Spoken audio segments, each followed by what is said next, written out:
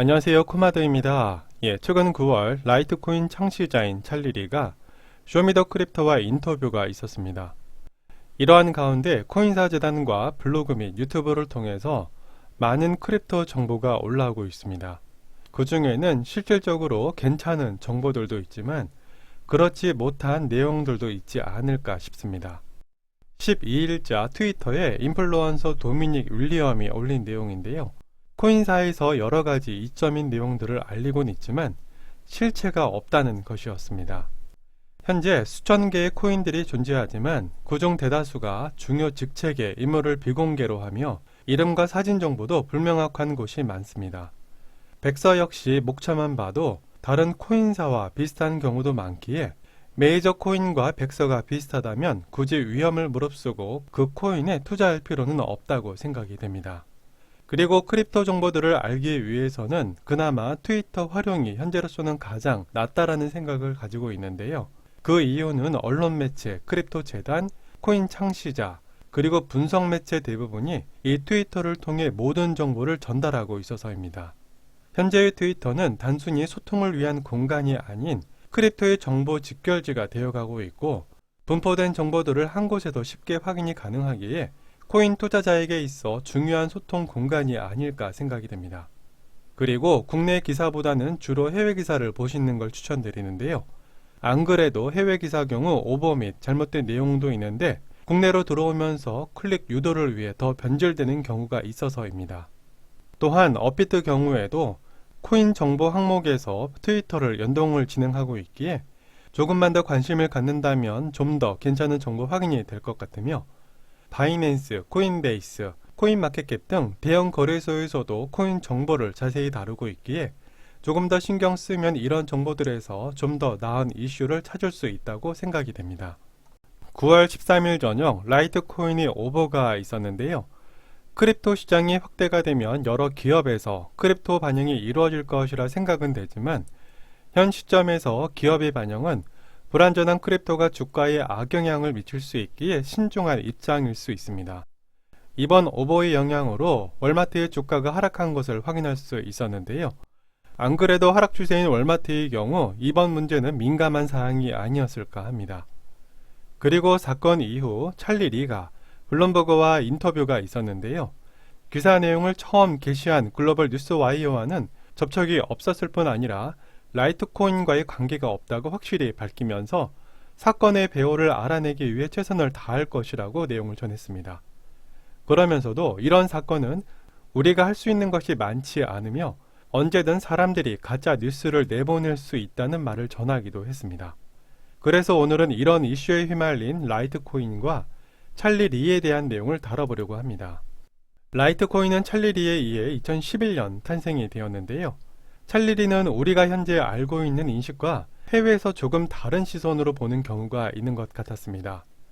그래서 국내에서 정보가 많이 부족해 보여 확인을 해봤는데요.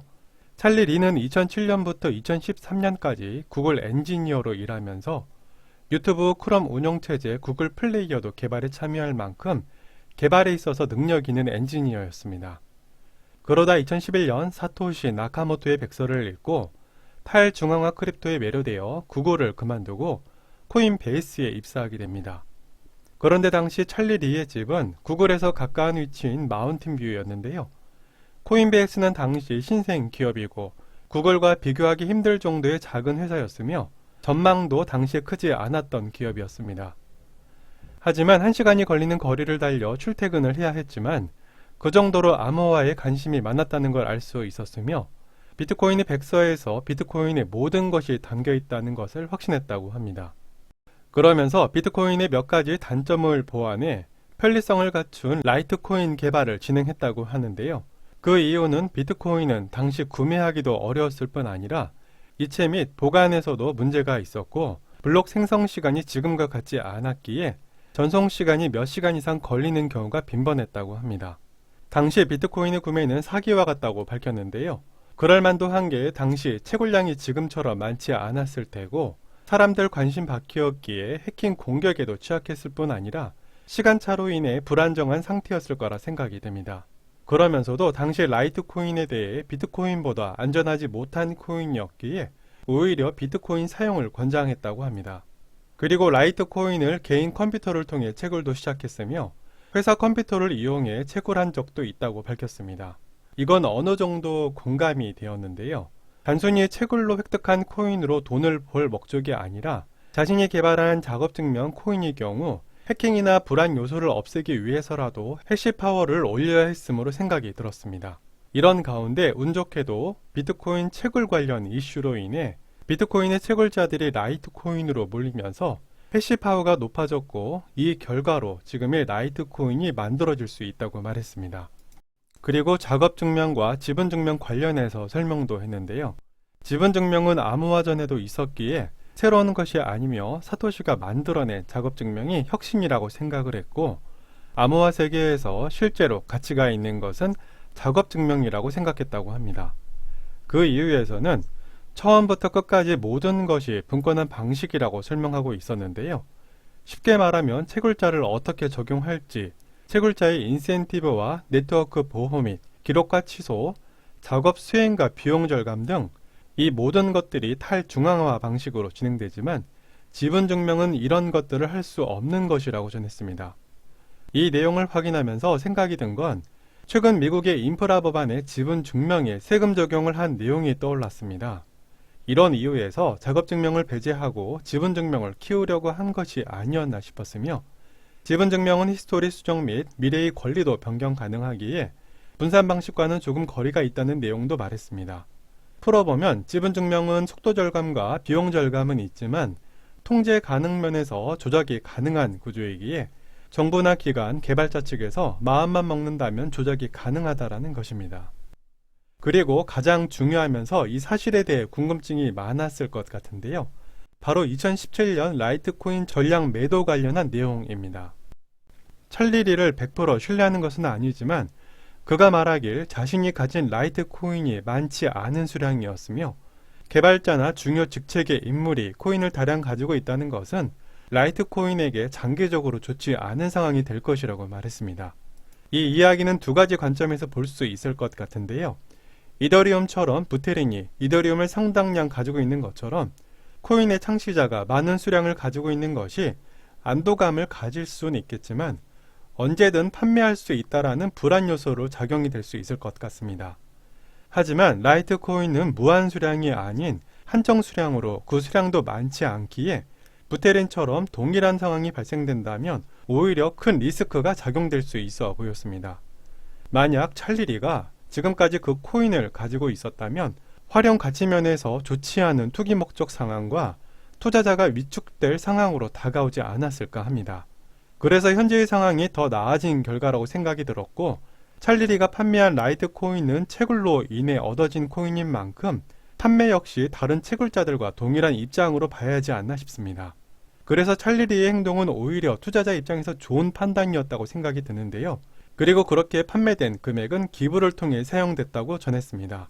그에 대한 자료는 없지만 아마도 직원 보상 등 그간 노력에 대한 대가로 지불이 되지 않았을까 생각이 됩니다. 만약 찰리리가 코인으로 돈을 바라보고 접근했다면 문어발식으로 코인을 만들 능력도 충분했으며 암호화폐의 확신을 가질 만큼 비트코인 매집도 충분히 가능했을 거라는 예측도 해볼 수 있었습니다. 하지만 그렇게 하지 않았던 것이 사실인 이유는 2016년 재단이 만들어지고 기부금을 모아 비영리 재단으로 운영이 시작되었고 직원의 월급과 자금 충당을 위해 티셔츠를 만들어 판매를 했으며 이사진 대부분이 급여를 받지 못한 상태로 자원 형태의 근무였다고 밝혔습니다. 그래서 파트너사들을 통해 카드를 만들고 라이트코인의 활성화를 위해 여러 프로젝트를 시행할 수밖에 없다는 내용을 전하기도 했습니다. 그리고 중요한 것은 라이트코인이 출시 이후 현재까지 잘 작동하고 있다는 것이며 자기 보존의 인센티브가 제공되고 있다는 것을 예를 들었습니다. 찰리리는 어떻게 보면 블록체인 공간에서 모든 일을 경험해왔던 산 증인이 될 수 있는 인물이기에 돈 판단이든 아니든 그 영향력이 상당히 크다고 생각을 합니다. 그러면서 이 크립토 시장이 10여 년이 지난 지금 당시 대박이 될 것이라고 생각했던 비트코인이 생각했던 것보다 10배 이상 높아졌으며 지금의 라이트코인 역시 멈출 수 없는 단계라고 하면서 현재의 이 미친 시장이 4년마다 지속되고 있으면서 앞으로도 지속될 것이라고 말했습니다. 그 이유는 비트코인의 가격은 가치가 정할 것이며 가치는 또 가격에 의해 이루어지기에 곧 엄청난 액수를 보게 될 것이라고 전하기도 했습니다. 그리고 도지코인과 라이트코인 사이에서 병합채굴 내용도 다뤘었는데요. 비트코인 캐시와 비트코인 SV가 같이 채굴할 수 있다는 내용을 예를 들며 채굴자들이 체인 사이를 뛰어다니면서 더 작은 체인 종류의 해시율을 급상승시키고 잠재적으로 작은 규모를 공격할 수 있다는 것으로 이번 비트코인 SV가 51% 공격을 받았던 것처럼 보일 수 있다는 내용을 언급했습니다.